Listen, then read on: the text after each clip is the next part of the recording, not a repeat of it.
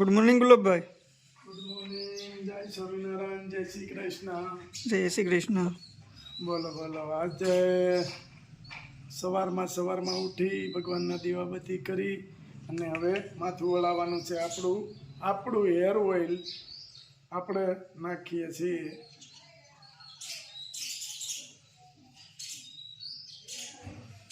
જોજો એકદમ આછો લીલો કલર ને સરસ રીતે.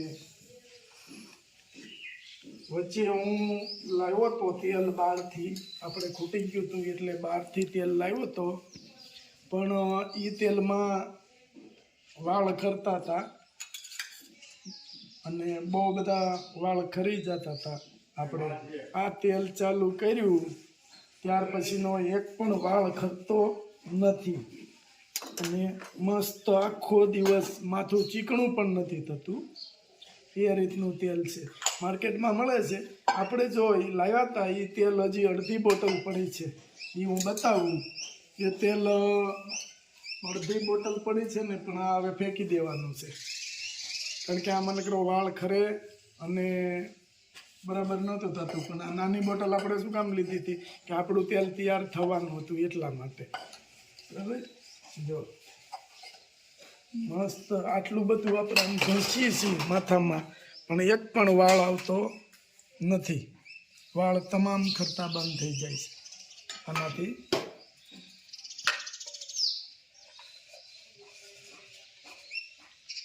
અને એકદમ આખો દિવસ એવું ના લાગે કે માથું ચીકણું છે. જો એકદમ વાળ આમ ચીકાશ નહીં, હચોડું એવી રીતનું છે. ઘણા આપણા વ્યુઅર્સે કીધું હતું, જોઈ લો, એક પણ વાળ દાંતિયામાં આવતો નથી, એક પણ વાળ અહીંયા ખર્યો નથી. મસ્ત તેલ બન્યું છે. બરાબર. અને કાલે નેગેટિવ કમેન્ટ બહુ ઝાઝી આવી, 2 દિવસથી આવે છે નેગેટિવ કમેન્ટ, પણ આપણા વ્યુઅર્સ એટલો બધો સાથ આપે છે કે એની વાત જવા દો. એમ કે તમે ચાલુ કરી દો, બીજી વાત ના કરો. આ કોઈ કોપી નથી, આ તો બિઝનેસ છે અને કોઈ પણ બિઝનેસ કોઈ પણ કરી શકે. આપણો દેશ આઝાદ થઈ ગયો છે 1947માં. ત્યાર પછી કોઈ પણ બિઝનેસ કોઈ પણ કરી શકે છે, એમાં કંઈ ઓલું નથી. પણ નેગેટિવ કમેન્ટ એવી આવે છે કે તમે નકલ કરો છો ને તમે ખોટા છો ને તમે ખોટી ના છો ને આવું બધું બહુ બધું બોલે છે. પણ નેગેટિવ કમેન્ટ કરવા વાળાને ધન્યવાદ, અને પોઝિટિવ કમેન્ટ આપણા વ્યુઅર્સ કરે છે એને ધન્યવાદ. ભગવાન નેગેટિવ કમેન્ટ કરવા વાળાનું સારું કરે, એને ખૂબ આગળ વધારે, એવી અમારી સ્વામિનારાયણ ભગવાનના ચરણોમાં પ્રાર્થના. અને અમે મંદિરે જઈએ છીએ તો ભગવાનનું નામ લેવું એ કંઈ પાપ તો નથી. તો એવી કમેન્ટો કરે છે કે ઢોલકા વગાડે ને મંજીરા વગાડે ને ભગવાનનું કીર્તન કરે ને ઢોંગ કરે છે. એમ ઢોંગ કરવા હોય એ મંદિરે ન આવે. આ તો ભગવાનનો દરબાર છે, મહારાજનો દરબાર છે.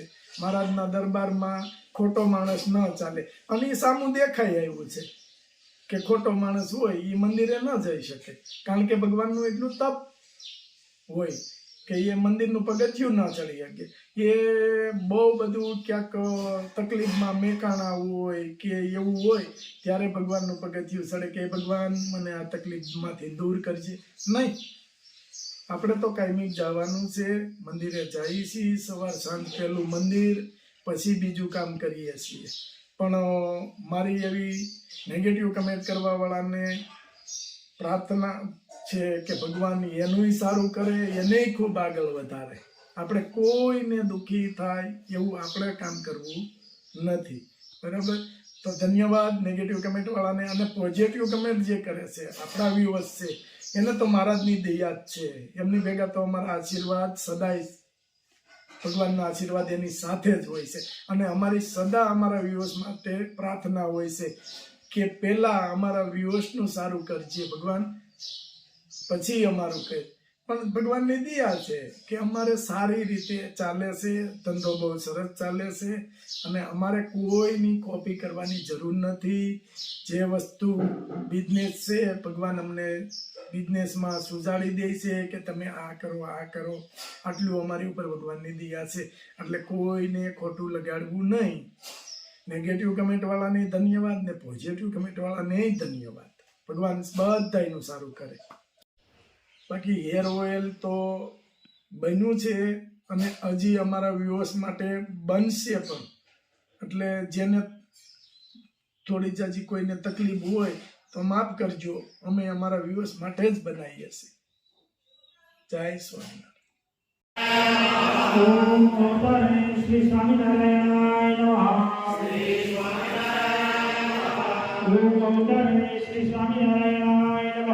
શ્રી સ્વામિનારાયણ ઓમ શ્રી કૃષ્ણાય ઓમ શ્રી વાસુદેવાય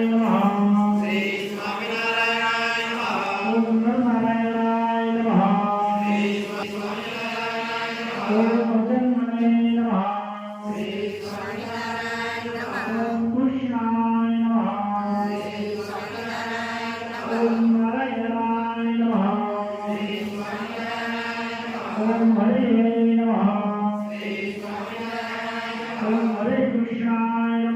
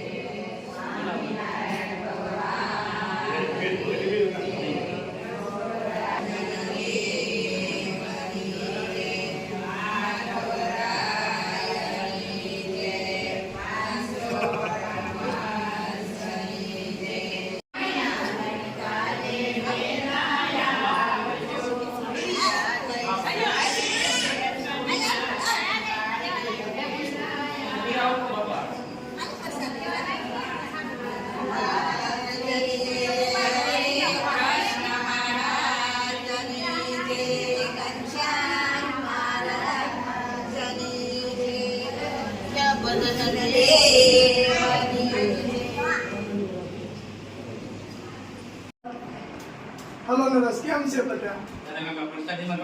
હા, તો વાંધો નહીં. રજો? ભલા જમાવટ ને? સરસ લ્યો. વાહ.